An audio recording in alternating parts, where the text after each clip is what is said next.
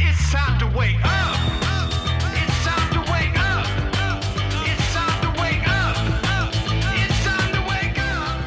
This will be super fun. Just a few words about who I am. So I'm the author of the Megadeals book, which is at least a triple Swedish bestseller about really large deals, and a lot of sustainability companies are using them.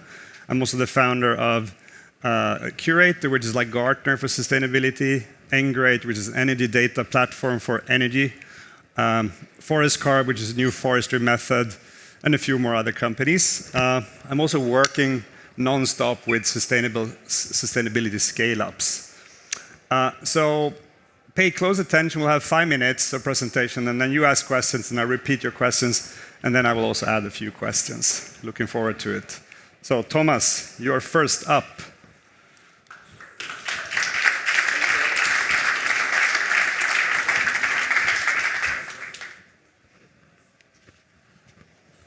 Hello, thank you for coming to this session, and the saal is full, it's very nice. I'm Tom Logisch, I'm the owner and founder of enteron company. And what is enteron? Enteron is a sewage treatment plant for ships and houseboats.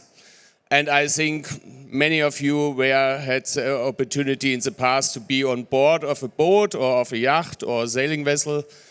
And did you know what comes with the wastewater on board? Normally the wastewater is collected in a tank, and 2 people can produce average 80,000 liters wastewater per year. And this is a topic which is never discussed on board of a boat. If you are on a boat or on a yacht, you can use the toilet, you can use the shower, but nobody tells you what comes out with the wastewater in the next days. Normally the wastewater is collected and must be pumped out in the next marina or port. But it's not so easy to get a pump station. We have a European rule for pump stations. In nearly every marina is a pump station, but often the pump station doesn't work, or it is difficult to find a way with a big boat to the pump station in the marina. And so lots of wastewater goes overboard. The rules are clear in the world. You must always collect your wastewater, your toilet water in a tank and pump it out later in the marina. Only if you go very wide outside of the land, minimum 12 miles, sea miles, you can pump it out direct in the ocean. In other ways, and inshore in Berlin or other cities, wastewater must be collected and later pumped out. But we know it's a difficult process, and therefore we developed enteron, because we have a sailing boat and we have the same problem with our sailing boat in the marina. There is no pump station, and normally the wastewater must go overboard in the Baltic Sea when we are outside sailing. And I want to have a solution for this, and we developed with some students from the Beuth University in Berlin a fully biological approach. It's a fully automatic system. It's called enteron. And enteron works direct on your boat with the sewage from your toilet. And we have all certifications in the world, except US. US is coming. And we can sell this product all over the world. The development started in 2015 with my first tests and prototypes. Because we are in Berlin, we have lots of houseboats in Berlin, and 10 houseboat owners are our first customers, and they tested the unit. Here you see a standard unit for up to 4 people on board, and then started a 3 years test process. We get a patent in 2017 and all certifications in 2018. The process is very long and very expensive. We have 1 test institute in the world, only one. It's in Aachen, in Germany, and you have to wait normally for 1 year to get a test, and the test also lasts for some months. After this, our market launch was in 2018, and We produce this unit in Berlin, here in Berlin-Wedding, with international team. And we have already produced today over 330 units, and they are sold worldwide. And we have now we have a revenue over 2.5 million euros. And we can clean now, today we can clean 7 million liters of wastewater every year with our units in market. What is our customer, or what is our approach to customers? We sell the most units B2B to shipyards. Of course, if you build a new boat, it's very easy to install a wastewater system instead of a large holding tank. But also owners of houseboats or smaller boats are interested, therefore we developed smaller units. And we sell 20% to existing boats for reinstallation or when the boat is refitted. And every year in the world, more than 10,000 new vessels coming into the market. Not only houseboats or sailing boats, most of them are motor vessels or big catamarans is a new approach now. And we find many shipyards over boat shows. I'm in the boat market for 25 years, and I think I have a direct contact to the shipyards, and therefore we always address shipyards and large sailing vessels, of course. And in the end of the day, questions? Yeah. Great presentation. Any questions from the audience? I can add, yeah, one back there. What are your steps? Yeah, what are your next steps? Next step. You're saving him, that's good. Okay, Great. A very nice question, thank you. Our next step is a US Coast Guard approval, what we start in this year. It's interesting to know the US Coast Guard approval test is in Germany, also in Aachen, and we want to go into the US market, therefore we're looking for an investor for US markets. Great. More questions? Yes. How does your system actually work? It works with bacteria. It's a biological process. We add bacteria, it's a tablet every month. And we add air from the outside of the unit with the air pressure pump, and then the bacteria are growing. The patent and the idea is, as always, the software. The software was developed by myself or by ourselves, by our team, and the software steers completely the unit. Great. More questions? Yes.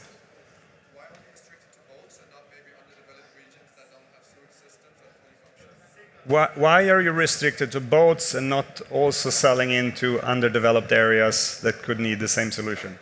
Yeah, it's a good idea. Our system is certificated and tested for ships only. We have no land-based certification, because in every land, in every country, you have different rules. And if you want to buy that, or if you want to develop the system for many countries, you need in every country in the world a special certification. Certification is always 50,000 euros and more, and therefore we address the boat market because we come from this market. And what we do later with the system, we have also interest from tiny house farms and many other ideas. We have developed a system you can drink the wastewater with a special filter unit. And this maybe is interesting to produce drinking water in the future. We have this regarding the German drinking water rules. But our main product now is enteron. And great, so easier to scale internationally because the naval markets are more international. Yeah. More questions? Yes. How many people? Sorry? How many people and how many days can it support?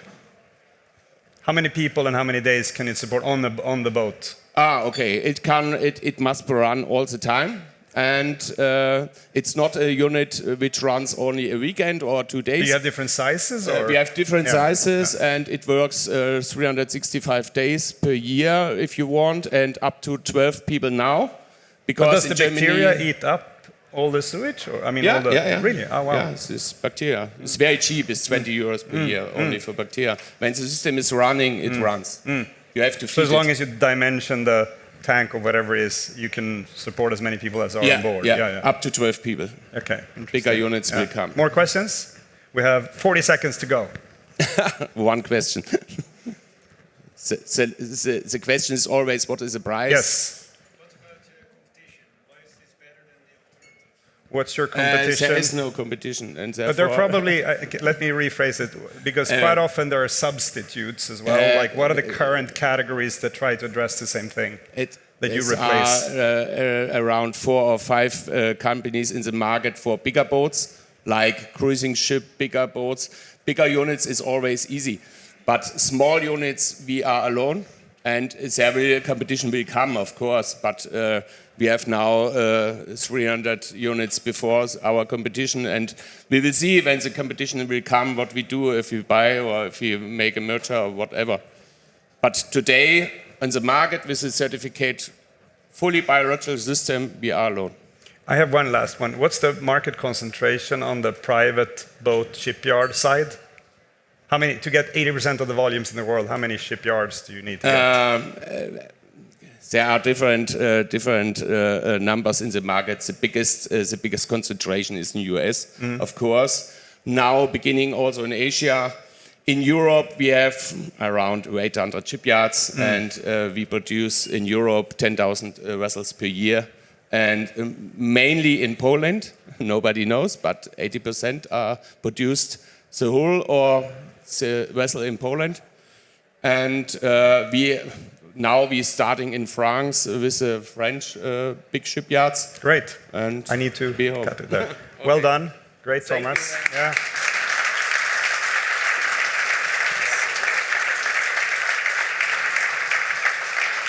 Now Michael from GREENTECH. There you go. Good luck. Oh yeah, need to have that. Thank you. Yeah, Michael from GREENTECH. We are building the carbon reduction platform for IT. Why do we focus on IT? Because IT is currently one of the biggest global emitters, like this, better? Global emitters with 5% of carbon. In comparison, you have aviation with roughly 2 to 5%. Again?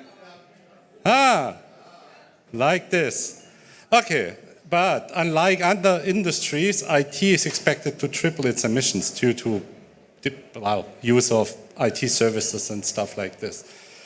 So why is it growing and not like other industry reducing or at least flattening out?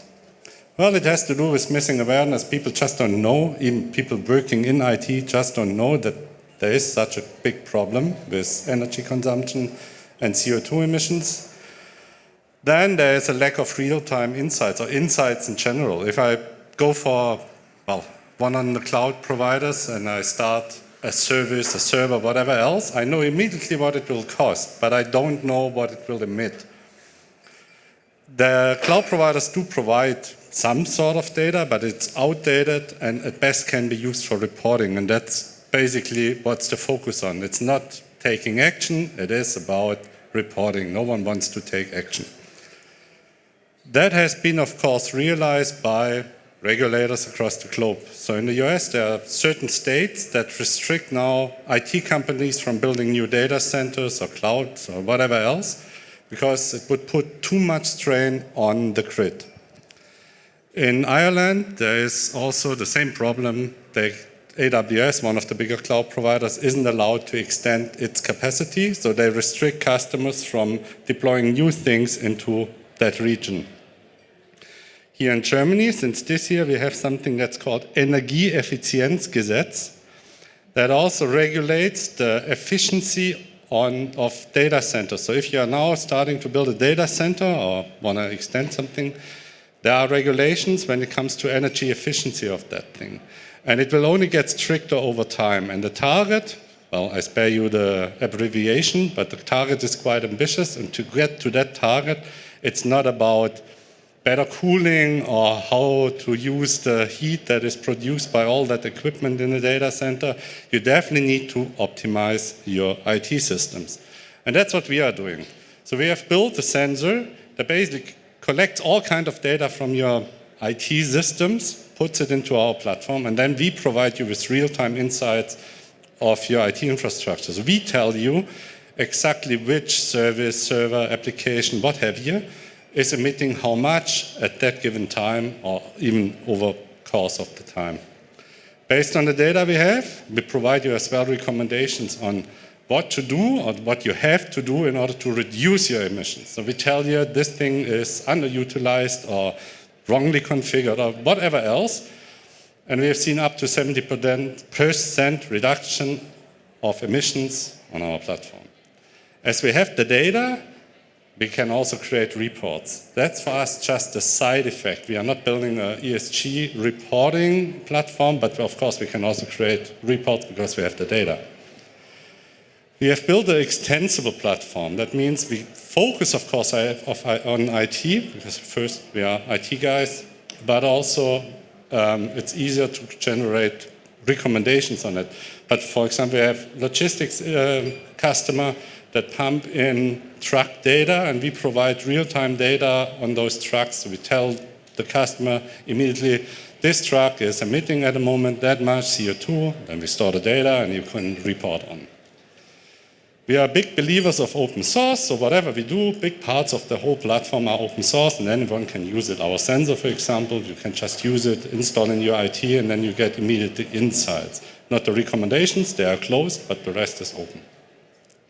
We also use open standards so that you can just use the platform with your whatever ESG tool you have, because we use something called PAC Pathfinder. That's a standard, an open standard for exchange of emission data.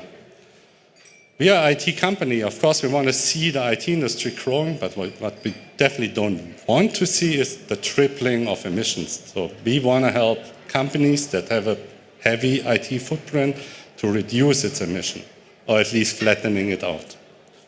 I guess I'm in time? Yeah, more or less. I don't know, You didn't see the time, but it was 1 second left. That was amazing timing.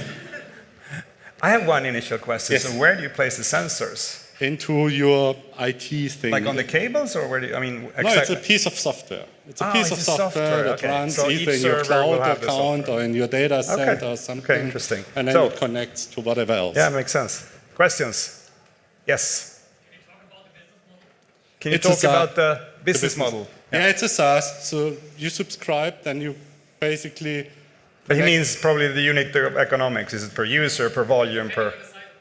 Yeah. What's the driver No. of the? It's just. Is we it have- per server or No, per? we have something like how many metrics you basically pump into the system. So it kind of comes with size, but for now it's quite simple. We have a basic one and a pro version, and that's about it. Does it scale per server or per? No, it's for your whole thing.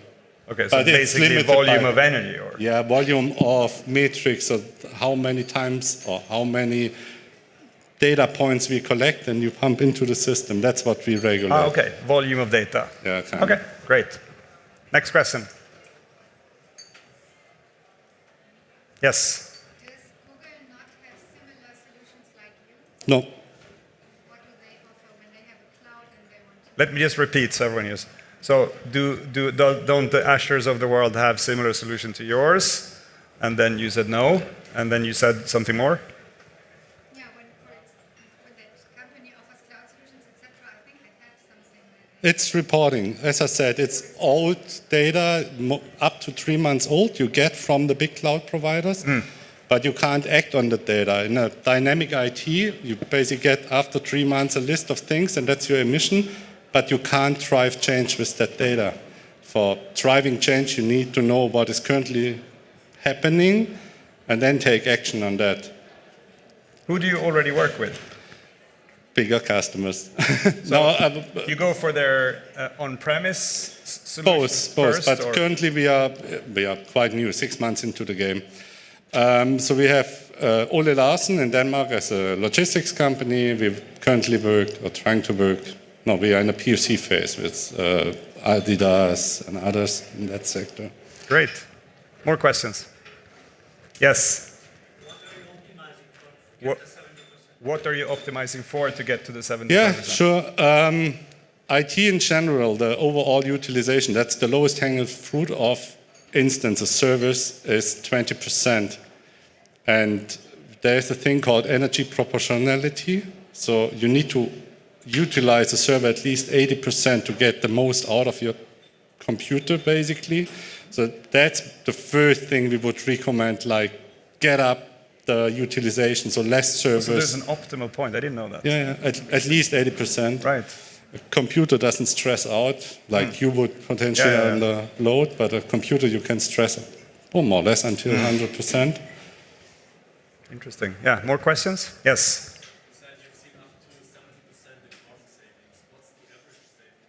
You've seen up to 70% in carbon 50 savings. What's is the average. We have even seen a bit more, but 50, that's super easy to reach just by, as I said. That's very substantial. Increase a bit your utilization, switch off what we call zombies, so like servers that don't do anything and don't provide value. That, if you do these two things, now I have it, 50%, I guarantee you. One last question. Yes, you in the back. What's your business? Yeah, He answered that. So I think. basic is 399, Pro is 799. Now we restrict, as I said, the volume of data, but so far no one reached it. So And, we need to increase that. and Azure would just take that price off the. I'm yeah. joking. Okay, we're done. So now we have. Thank you so much.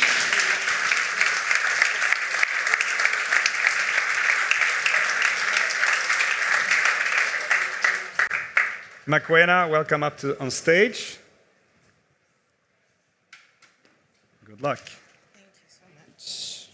Which one? Yeah, the green forward. Yeah. Afternoon, everyone. My name is Mmakwena Moesi, and I am the CEO and co-founder of Viva Organica. Viva Organica is an award-winning, innovative biotech startup based in my home country, Botswana, Southern Africa. And what we do is we divert organic waste from landfills to produce nutrient-rich fertilizers and support our smallholder farmers in growing drought-tolerant and nutrient-dense foods. It's through our collaborative efforts and partnerships, and you're more than welcome to join us, that we're living out our mission by restoring our African soils and empowering over 12,000 farmers annually by the year 2025. With only 2.6 million mouths to feed in my home country, we've been struggling with a food shortage for the past 4 years and a whopping food import bill that stands at $11.3 billion. So why is this the case? Many reasons, but one of them is that we have a government-imposed ban on our food imports as one of our efforts by the government to support our local food production supply. However, our farmers, and especially smallholder farmers, are struggling with high input costs. And this is due to the world recession that was brought on by COVID-19 that led to an inflation in prices, but as well as the surge in prices due to the ongoing conflict with Ukraine and Russia.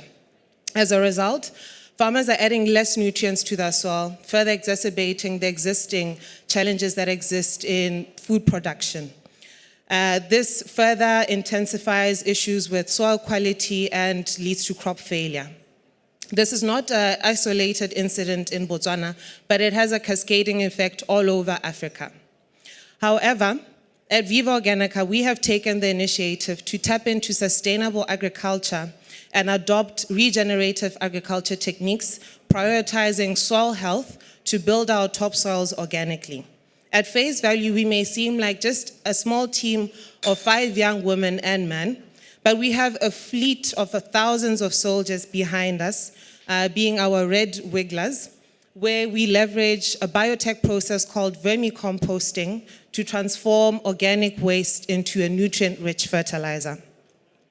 So far, we have remediated over 200 tons of organic waste and produced our two most successful products in the market, being Vermigro and BioBrew.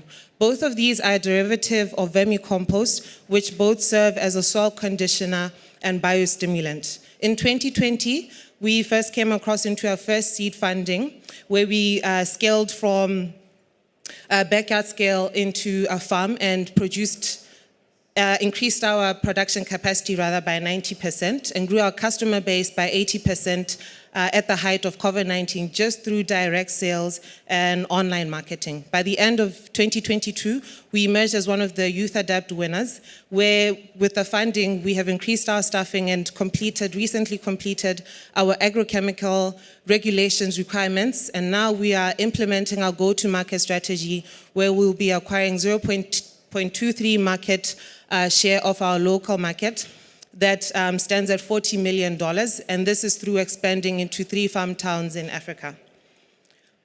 We're also a Pan-African country, and so the issues of Africa also are ones that we're looking to tackle. With 33 million smallholder farmers in Africa, 60% of these are women, and they form the backbone of food production. This is our target market, and we're looking to grow and develop our products customized to their needs. Looking at the insights we have gathered from the market we have served, there's a need to develop a robust integrated pest management system.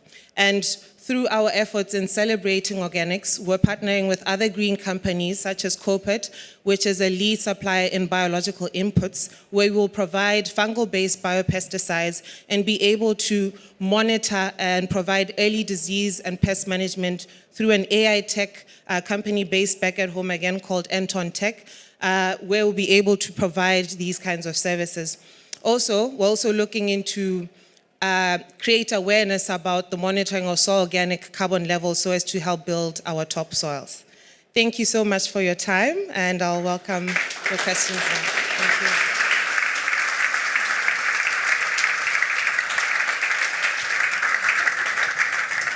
Thank you. Impressive timing again. So, questions? Yes.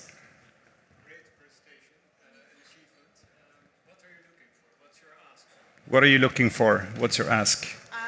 So our ask is we would like to optimize our business processes as well as a grant funding to support in rolling out our products and services.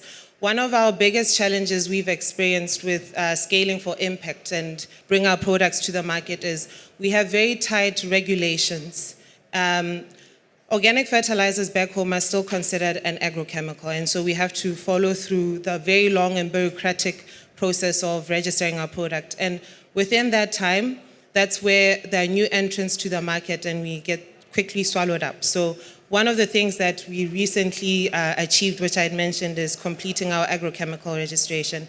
The next step we're gearing for, so as to tap into the African market as well, is our organic certification and meeting BOB standards as well. So this requires capital to keep our running costs as well as to build our trade market. Great. Do you sell mainly through e-commerce, or what's your main sales channel? So our main sales channel for the longest time has been e-commerce, but we're now looking to provide more hands-on training on the ground and more face presence. So there's no retail layer? Sorry? There's no retail layer? There is. There is. There is, but we haven't been able to trade directly through retail because of the regulations. Right. Yeah. Great. Yeah. More questions? No? So, at least in the Nordics where I'm from, there are very specific retailers dealing with these kind of products. Is it the same in Africa? There is a kind of an oligopoly. You have 3-4 chains per country. Is it the same where you're from? I would say yes. Yeah. There are the giants of the farm retail stores, and it is quite a challenge, especially that we're promoting sustainable agriculture and biological inputs. Chemical farming still has a huge hold in the farming industry, and I think the biggest point that we have to run is really showing evidence, on-the-ground evidence of how effective our products are, so as to move the market. And we're seeing some change. Yeah, I didn't understand anything about the worms. How are you using them? So the worms basically, along with microorganisms, they break down or rather consume the organic waste. Right. And it's the end product. Make it into soil. Yeah, the worm poop, basically. It's worm manure. Yeah. We just like using a fancy term, worm castings. Your cow vermi- poop and then but your it's worm just poop. worm Yeah, poop. yeah. And then we just go an extra stage in fermenting Yeah. the worm poop and fortifying it with other natural additives Yeah. such as seaweed poop and is fish important. emulsion. Yeah. Yeah. So as to provide like an all-round nutrition. Yeah. Great.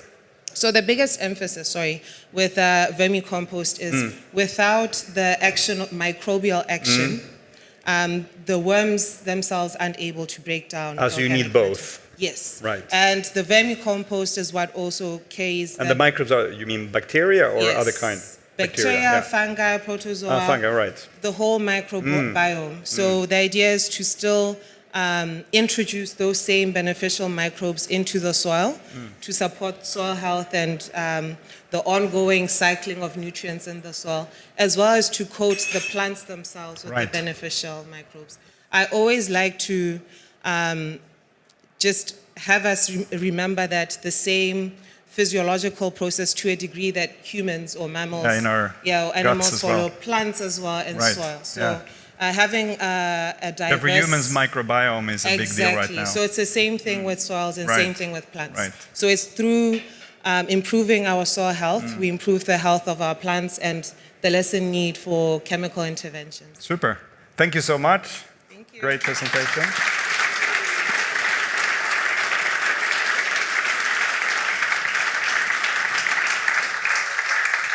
So, Fabian, it's your turn.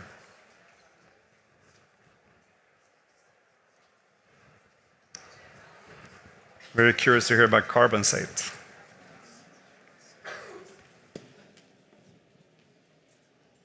Hello. We all have embarrassing pictures like this of us as kids. But I wanted to share this moment with you since it's very special. This is me, age 5, in my parents' garden. But what I always liked to dig holes, but what I didn't like, I always liked to dig holes in my parents' garden. But what I didn't know back then was how important digging holes would actually become in my later life. Only when studying climate change at university, I realized how much sense it could actually make to dig holes when fighting climate change. So bear with me, let me explain this. This is a boring slide, but it shows an important aspect of fighting climate change. Because we have many good ideas, some of which just heard, on how we can reduce our carbon emissions. But there will always be some emissions left that cannot be reduced to zero. So how will we get to the magical net zero everyone is talking about? Well, the answer, it's carbon dioxide removal. And we need to remove CO2 from the atmosphere to compensate for our remaining emissions, introducing Carbonsate. I'm Fabian and I'm a co-founder of Carbonsate. At Carbonsate, we have found one of the most efficient ways to remove CO2 from the atmosphere permanently. In simple terms, we dig holes, take biomass, and put it underground permanently.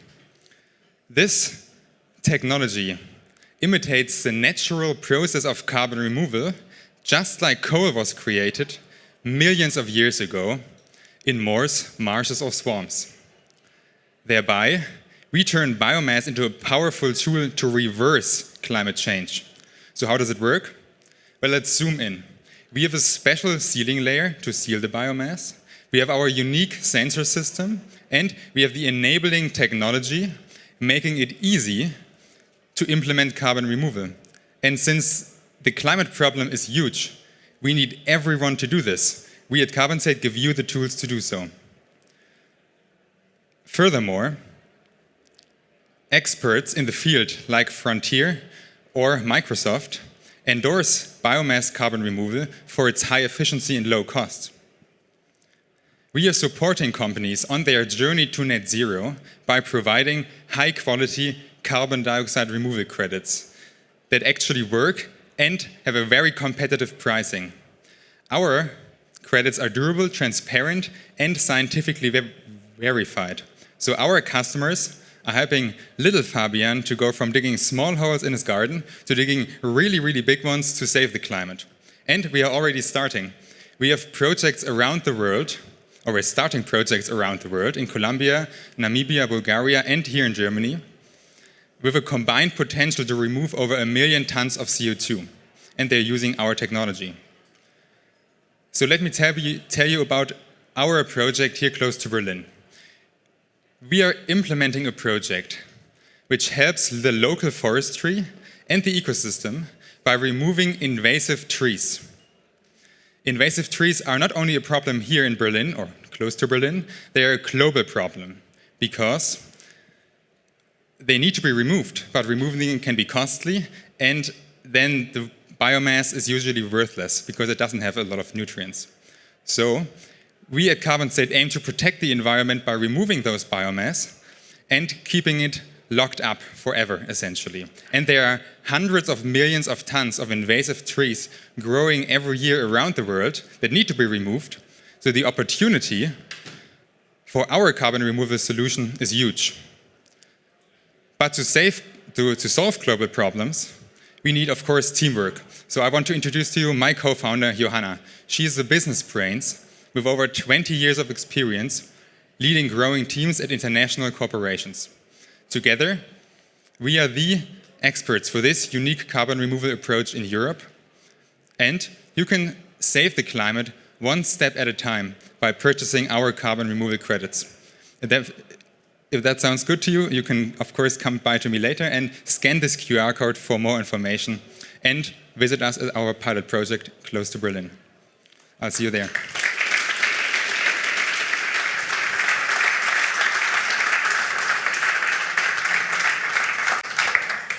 Before we jump into questions, I want to agree with you. Like, at least in Sweden, there's been this media pressure on not compensating because they say you should do it for real, like reduce, but it's obvious you need to remove because the reduction is going too slowly. And for many industries, it will take 50, 70, 80 more years.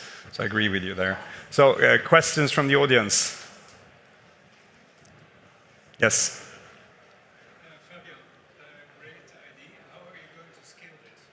So great idea, how are you going to scale this?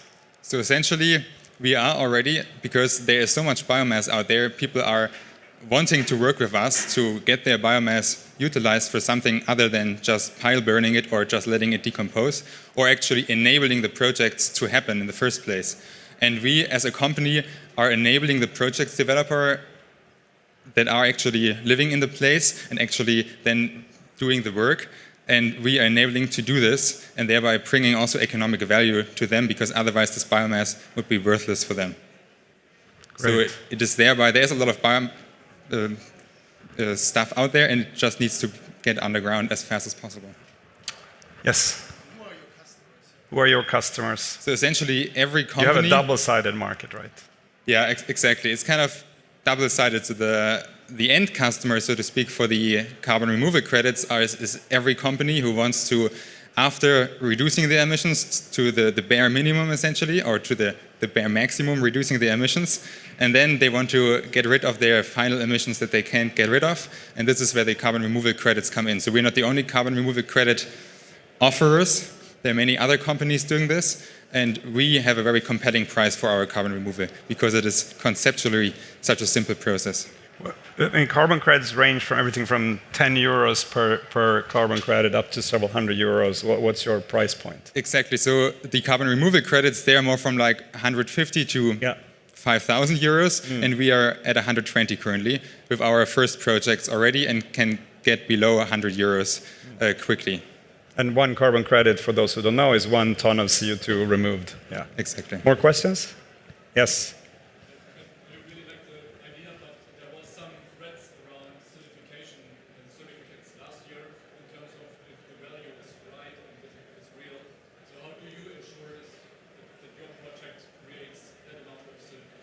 Let me just repeat. So, how do you make sure that your method? There's been critique in the media Vera, for example, got critique on carbon credits. How do you ensure that you don't end up in the same situation? Sorry for rephrasing it a bit. It's very important to be scientifically very rigorous.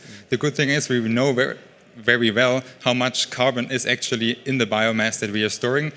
And we're working with the leading certifier for carbon removal credits, which is not Vera, but Puro.earth from Finland, if I'm correct. And they are the leadings there, and they have rigorous scientific standards, making sure that every ton of carbon that is credited actually is stored somewhere.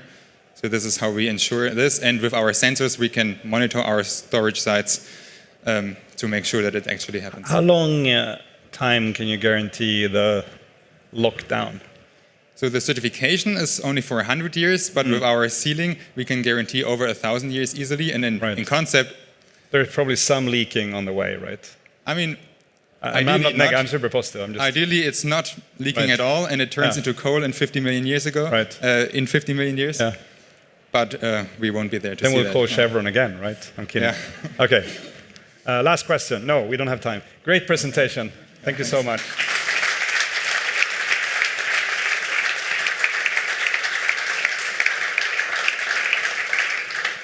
So, David, are you ready? Where are you?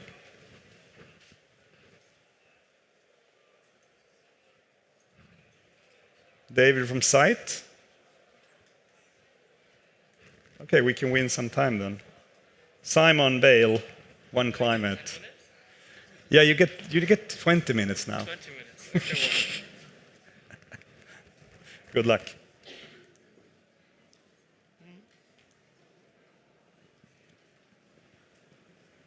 Can you bring the slides on?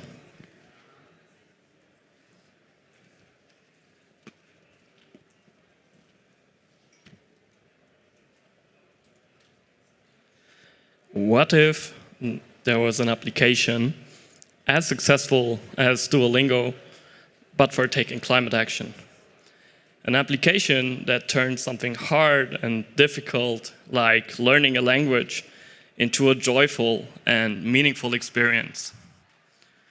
I believe that's what's needed to be done to tackle the people side of climate change. A switch in narrative and experience to turn isolation and hopelessness into an experience that has joy and a sense of connection that enriches your life and your self-narrative.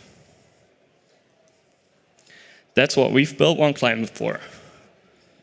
To get from isolation and overwhelmedness into an experience that sparks hope, a sense of community, and integrates climate action into one's lifestyle. By applying insights from and best practices from user psychology and behavioral science, we believe we can switch or turn the tide on tackling climate change in society. Why an application? Because it's scalable. I mean, at the moment, we're still around for a year, but I believe that once we've hit the critical mark in our development, that it can be scaled very easily. By now, we have reached almost 100,000 users in Germany alone, and we're Germany's most downloaded climate app last year. We are planning to scale and launch in Europe in the second half of this year, and plan to internationalize in 2025 when we're presented at the expo in Osaka.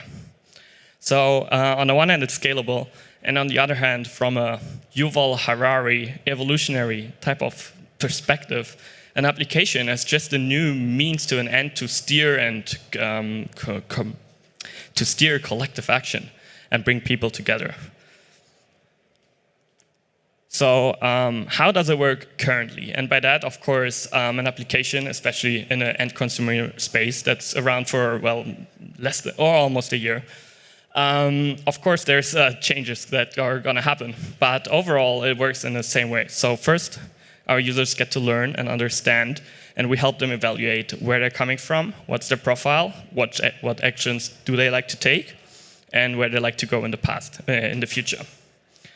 Based on that, we apply simple algorithms or machine learning in the future so that we can predict what actions a specific type of user with a specific consumption and action profile is going to take next.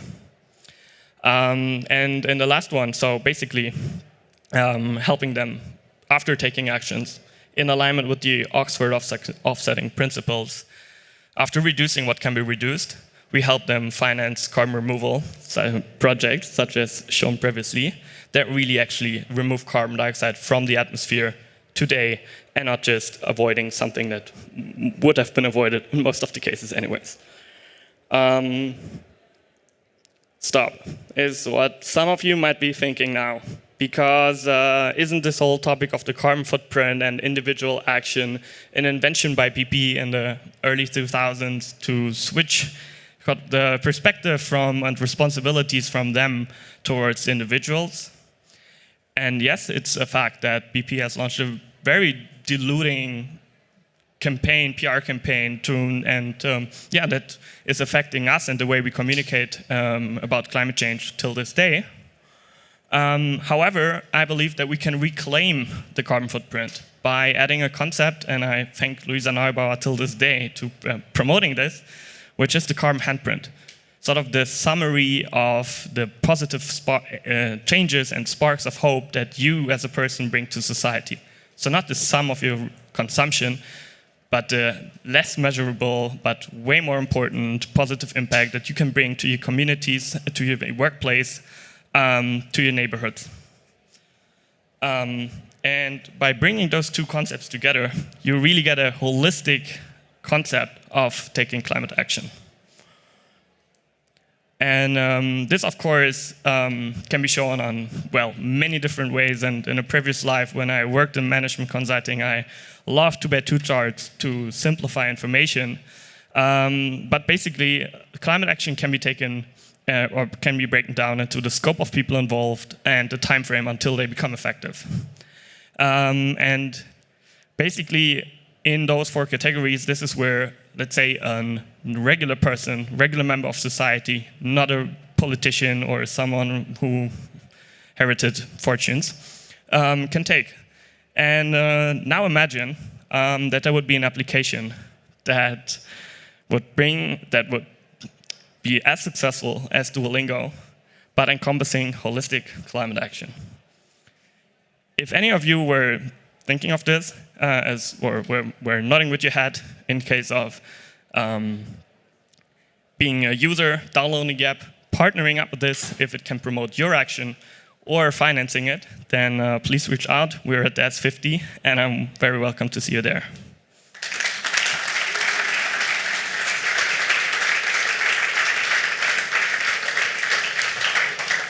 Great. I'll start with one question. Have you considered going via the banks as a channel, or no? Via banks as a channel? Yeah. For financing? No, because you're looking at people's purchases, right? Yes. Okay, yeah. To get the receipt the bank data? statements. Yes, actually that was one thing that we evaluated at the very beginning of the project. Yeah. And some competitors did it. They were not around anymore. And that's basically... But you think it's better to go directly to... I think just people are very hesitant to connect their bank account to an application. I can very much second that. And on the other hand, it has an educational effect when you enter values or when you switch something on the left and you see how numbers are changing. This is already like an educational approach, and we decided for that. Right. Questions? Yes. Hi. 100,000 downloads in your first year in Germany. That's very impressive. How did you do it? 100,000 downloads in the first year. How did you do it? Well, of course, there's a marketing mix. I'm going to be honest, of course, for application and performance marketing is a very important element because you can catch people in the right moment when they will install the application. So I would just say 70 to 80% came from performance marketing. While we were actually just testing various concepts of ads, UGC plays a big role. And here we are actually acquiring users at extremely competitive prices, which are like 3 to 4 times lower than the European average. And that's where we know and learn that we have a value proposition market fit and develop the product to get to fully product market fit. Right, great. More questions? Yes. I have just a comment on the connecting the banks part. If you can think of a clever way to incentivize customers, like credit card customers, that they, for example, get discounts because they're taking positive steps with the brands and the businesses that they're supporting because they're taking climate action steps, and you can build that in, then people will be very happy to contribute their credit card data to you. Yeah, that's a great point. I will sure to pass it on to product team. Right. More questions? Yes. Do you have a certain ask? Yeah, what's your ask? As for the, oh, well, thank you so much. So first of all, everybody who has a German App Store available, the app is in English and German, but only in German App Store at the moment for tax reasons. So please go and download oneclimate.com. You can OneClimate, and you can also visit us at oneclimate.com. If you have Is that the download code? It should have supposed to be, but previously to this presentation I checked and something is broken in the link. So please visit oneclimate.com, and there you can reach to the field, contact us. There are projects. If you have a project to suggest, or a climate action that you really think should be part of an application, be it something that you did at your workplace to promote an internal, green circle, or something that helped you, engage your community, or storyline tweak to engage that one family member. Great. Please reach out. Yeah. More questions? Yes. What's your business model? It's subscriptions, it's affiliation, and it's partner contributions. Great. Thank you. Been a pleasure. Well done. So now we have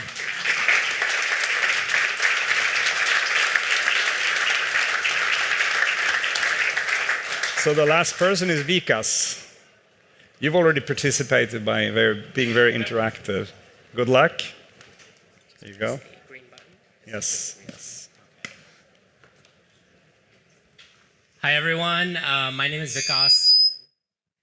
I'll try that again. Hi, everyone. My name is Vikas Garg. It's a real pleasure to be here. I gave this similar presentation at the Singapore GreenTech Festival 6 months back, and I just had one slide, and Nico's feedback was that I need to have more slides, so you have more slides today. It's my first time in Berlin, so really honored to be here. So just two things about me. For the longest time since I was a child, I cared about two things as an immigrant growing up in America. One was capitalism. I wanted to build businesses. I wanted to make a lot of money. I wanted to buy nice things, right, that I couldn't afford. And the other was actually activism. Thanks to my mom and dad, I grew up very passionate about animals. I grew up very passionate about nature. And for the longest time, these two parts of my life lived very differently, sort of two different lives in a way. And as I got to be older and into my 30s, I felt, wouldn't it be great when I start my own company that I create something that brings my values and my purpose together with my work? And so that's what I'm here to talk to you about today. It's called Abillion. What does Abillion mean? It doesn't mean $1 billion. It means, how do we help 1 billion people save the planet? I think when we think about sustainability, it's a big word. It's a word that means a lot of different things to a lot of different people. It's confusing. The United Nations has said that it has 17 different definitions. But it means a lot more to all of us in the room. It means whether we're having vegan food for lunch today. It means whether products that we're buying are animal tested. It means whether a business that we're supporting is female-owned or minority-owned. It means a lot of different things. And so what we wanted to do was reframe the conversation around sustainability, not as a cost, but as the single biggest consumer revolution in history, a multi-trillion-dollar consumer revolution. Think about it this way: if 1 billion people around the world start spending sustainably, like everything I'm wearing, everything you put in your face, everything you put into your body, that adds up to tens of thousands of dollars per year per consumer of spending, and tens of trillions of dollars in terms of consumer spending. And so I think it's really important just to kind of set the stage and talk about sustainability, not as a cost, but as a massive consumer revolution and opportunity. So the question for us was, well, what do we build? What do we build that brings businesses on board, that brings consumers on board, that makes this lifestyle easier, more accessible and fun and desirable for people? How do we create a community, and how do we create network effects that help us build an ecosystem in a business? So we started by something that is not a new invention in the internet, but it's reviews, it's consumer reviews, and we made consumer reviews really social. So we kind of combined, the fun of platforms like Instagram with the utility of services like TripAdvisor or Yelp. And today, after 7 years of doing this, we've now become the world's largest review platform for sustainable products. The cool thing is, most of us look at reviews before we make a purchase. We do some really interesting things. It's like, how do you get there? How did we build this community? It's all user-generated content. We don't actually create anything. We create the platform. Our users create everything else. We have 12.7 million users around the world, including 400,000 here in Germany, 241,000 businesses globally on our platform. Over 1 million products that have been reviewed, and we kind of think about things from the perspective of a theory of change, a theory of behavior change. How do we get consumers, how do we get businesses to change their behavior? So we really created the mechanism for our users to talk about products, to talk about the things that they're purchasing in ways that then get businesses to respond, right, and businesses to take action. And one of the coolest things that we've done, I had no idea, I had no money in the beginning to actually spend on marketing. So one of the things I said is, hey, why would I spend money on marketing on Facebook and Twitter, platforms that we really think are screwing the world?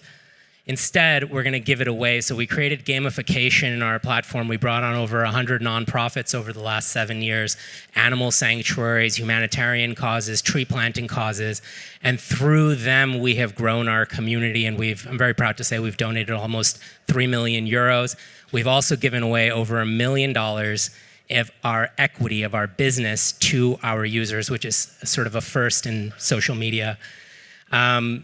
Just in terms of revenue and costs, we expect to break even and become profitable by August of this year.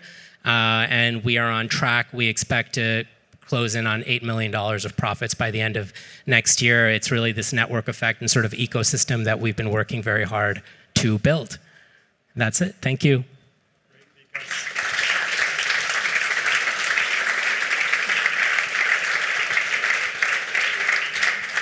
Very impressive. So, questions?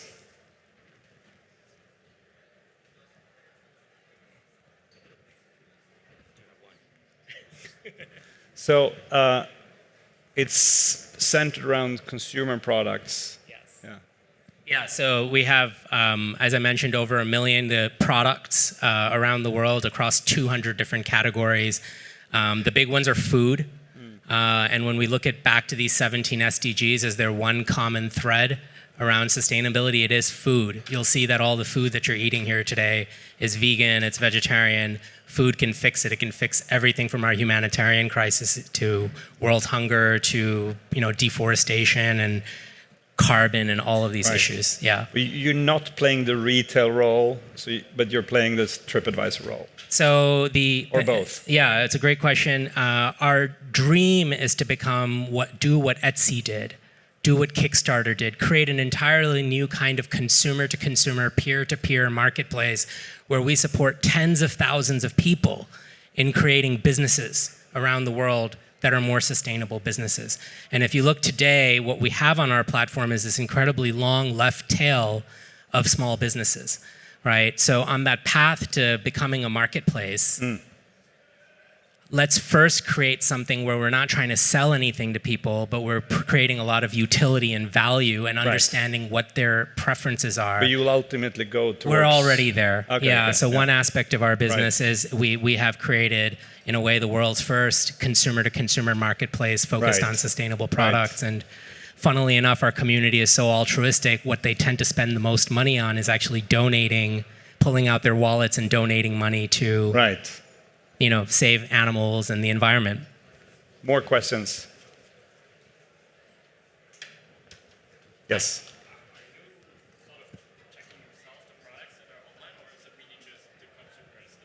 So are you? For example, checking what product reviews are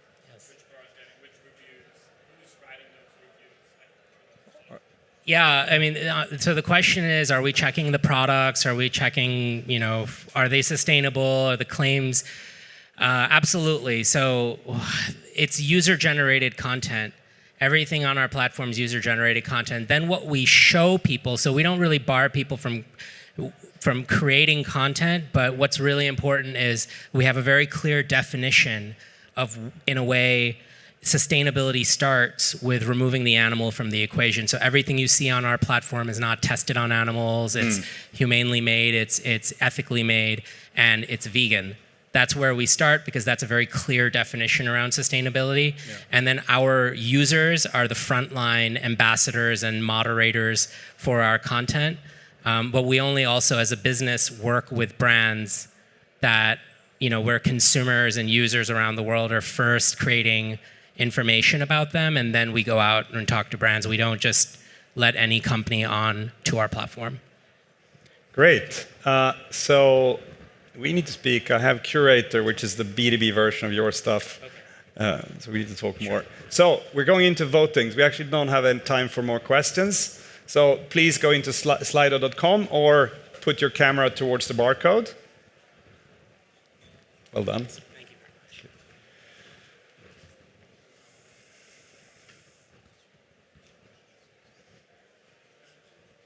Are you ready?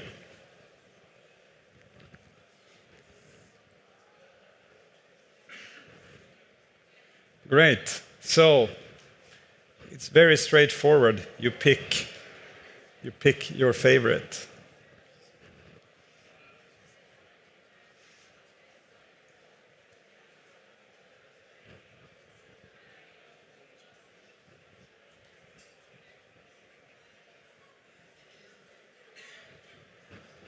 Yeah, we need to toggle up and down so we see enteron as well.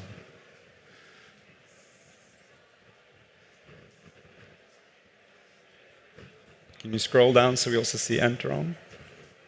Yes.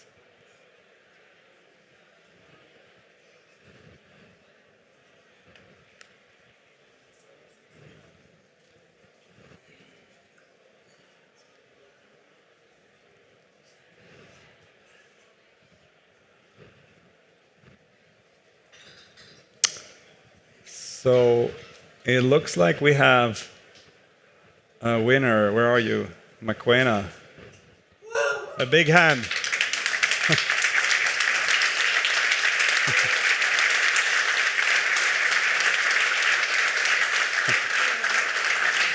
Thank you so much.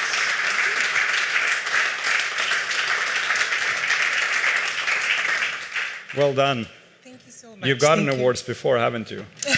Yes, I have. Yeah. It's my second. Yeah, good. Good. Thank you so much. How I does it wasn't feel? prepared for this, but I'm not exactly sure what to say. But you have now this 5-minute speech, the thank you speech, right? I'm kidding. no, I do not.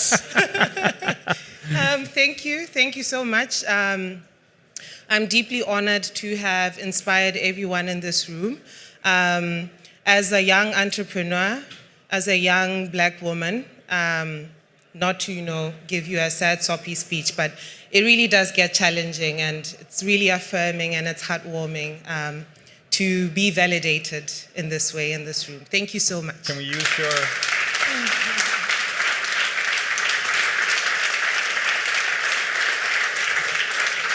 Oh, and also you're more than welcome to follow us on our social media pages. We're on LinkedIn as Viva Organica, on Facebook, and Instagram. We also recently launched our website. It's vivaorganica.co. Thank you. Great. Will you be able to sell into Sweden? That is a plan, Yeah. absolutely. I believe in the next 2 years Good. or so. Great. Yeah. All right, thank you. I hope you succeed. Thank you very so much, everyone, for coming. Thank you so much, Mmakwena. Yeah. It's time to wake up.